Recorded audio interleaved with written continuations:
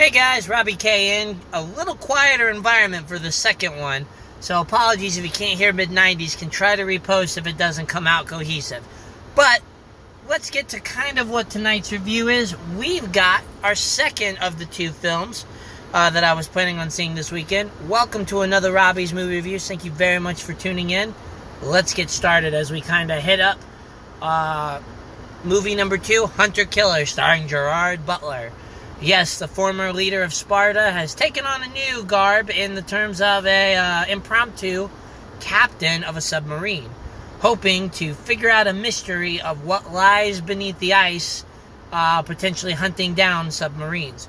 Robbie's movie reviews, for those of you that are new, starts with a trailer to kind of give you what the props are without giving anything away. Throwing in what the quick and dirty review is part 2, and part 3 is the more detailed for those who kind of like to sit around and get some things with, get some discussion going. So as I slow the pace down just a little bit, let's get going. Alright, in regards to first the trailer, if you haven't seen it, Hunter Killer is, again, a submarine movie, supposedly from the producers and team of Fast and the Furious, bringing home, I guess you would say, kind of the Hunt for Red October with a little more, with a few other movies kind of wrapped in to have fun and make fun. With it, he essentially gets commandeered to captain a submarine after another one of the fleet mysteriously disappears in some sort of accident attack they don't know. But upon finding it, start to uncover a bigger plan that can lead us into, again, a potential dire crisis. You know, what the movies are famous for. After that, there's lots of things to come into play. But we're not going to go so far into that because we don't want to throw any story spoilers in. So let's get to the first one, the quick and dirty review. Overall, Hunter Killer's biggest selling point is its special effects and kind of melodramatic components that make a movie loving for popcorn munching, suspenseful action. Essentially, you've got a lot of potential explosions, special effects, and essentially sound-rocking studios that are definitely the pinnacle of this movie. Acting-wise, not bad. Story-wise, very reserved and kind of, I guess you would say, conservative.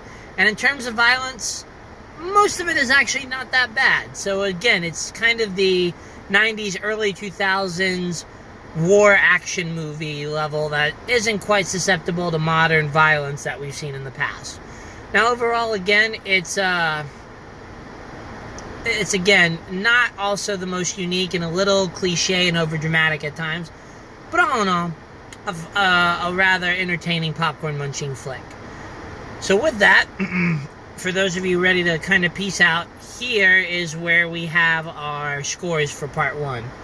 In its movie category, which I'll call action meets science fiction meets probably, I guess, a thriller, you will probably get about a 7 in terms of what I've seen compared to others. 7.5 at its highest. In terms of movie overall, we're looking at probably a solid 6, 6.5.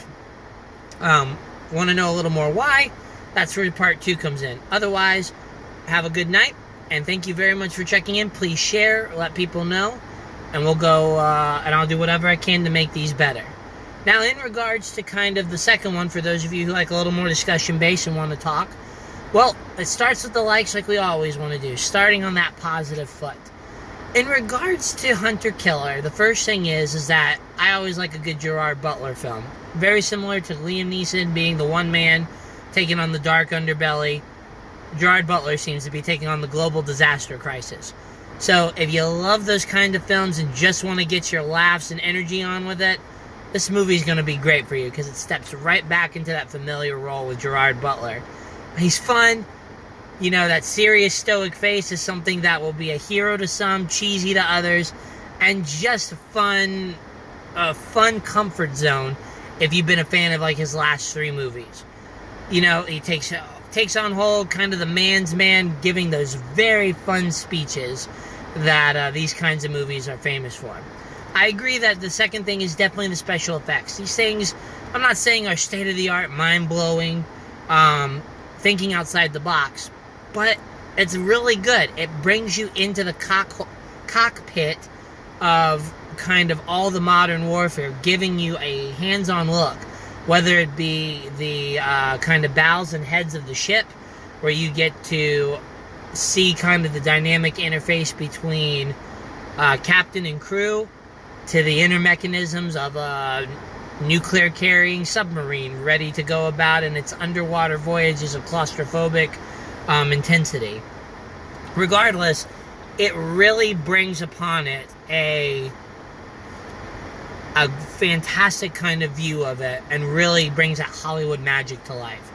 In addition, I will say that there is a nice kind of side thing you probably won't be seeing or picking up as much in the trailer. And this is where kind of you get the blending of where this movie can be described as kind of Fast and the Furious, I guess, grandiosity, over-dramatic components, meeting Hunt for Red October, as well as probably a little bit of Lone Survivor in there too. And that second sub-story kind of brings that kind of combat and experience into it. So all of these components kind of work well. And that goes good into it. I gotta say that, it was nice to get a little less violence if you're looking for more of a general audience approach and putting my feet into those shoes. Still somewhat action-packed, but not over the top. Oh my gosh, I'm gonna be sick from seeing someone rip someone in half, like we've seen in a few movies in the past. So, bravo to that as well. I can say that when the action finally does occur, finally you're getting kind of what you were coming to see in this movie. A little teaser at the beginning does nice, but really the manifold really comes to full blast when you get to the probably last 30-35 minutes of the film, working to, I guess, try to get your intensity and running going. Otherwise, I'd have to say that when you add the political nature part of it, not half bad. Definitely not the most mind-boggling, mind-messing, or even, what's the word I'm looking for? Definitely not the most, I guess, in-depth that we've seen. But still not a bad ruse to kind of go with the action pacing that you're looking for.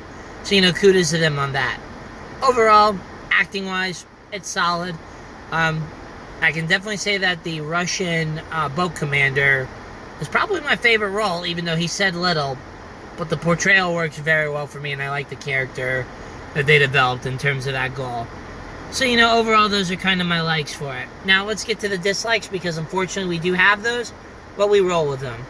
So when it comes to dislikes, the biggest thing about this movie is I guess you would say that the cheese factor is very high in this movie. Sometimes it's not meant to be there and it comes off that way.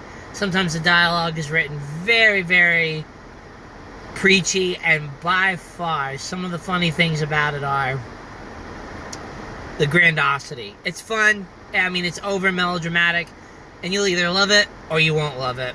But nevertheless, it's there. So, prep for that and realize that, again, it's a typical Gerard Butler film.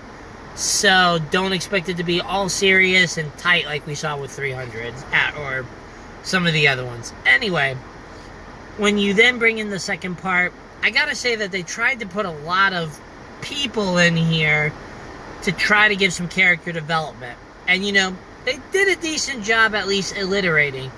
But that's it. Backstories, background dynamics, history, what makes them tick, deep fears, things like that we love in our characters.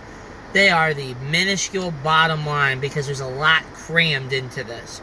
And again, while I think it's very balanced compared to some of the other films I've seen, it's still another example of maybe trying to do a little too much in a 2-hour time period, which, thankful it is 2 hours, but did it need to be 2 hours? That's kind of a blend. I think that this movie probably could have tightened up a little bit of the things in scoping out. Again, it's not your typical action movie. It's more of like a war drama. Think Eye in the Sky as well. You're getting the feeling of all this stuff involved, which is cool. But if you're looking for an action thriller, you don't want necessarily all that when it means minimum action.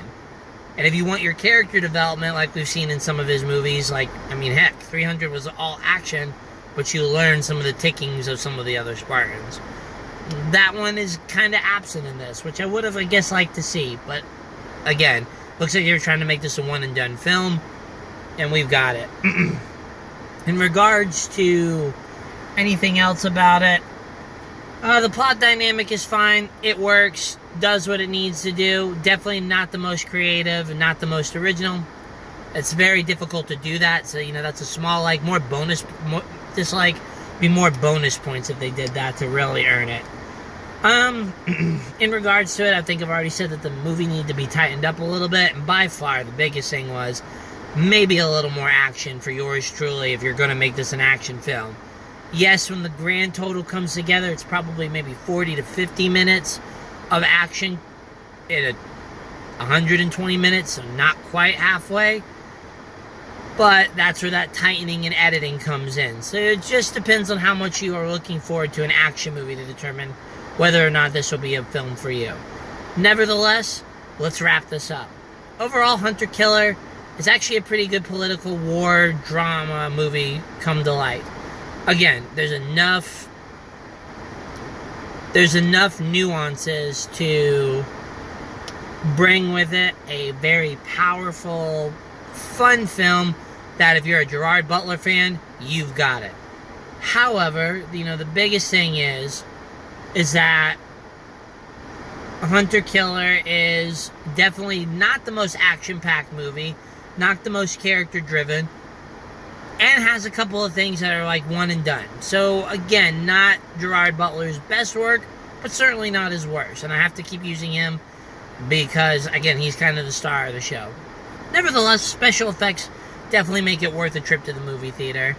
I did enjoy it, had fun with it. Again, after a long night and a last-minute 2-hour film, that's kind of where the kicker is. But overall, a solid entry and probably the most theater-worthy movie of the ones. Again, the scores are probably in its category, 7, 7.5. Movie overall, we're doing 6.5. So anyways, guys, thank you very much for sticking around. Really appreciate your support. If you have questions, you have concerns, you have whatever you're interested in, let me know. I'll do my best to try to cover it. And if you guys have enough interest and really like it, again, please share and help me make this better. So until then, guys, have a wonderful night, and thanks for checking in. Bye.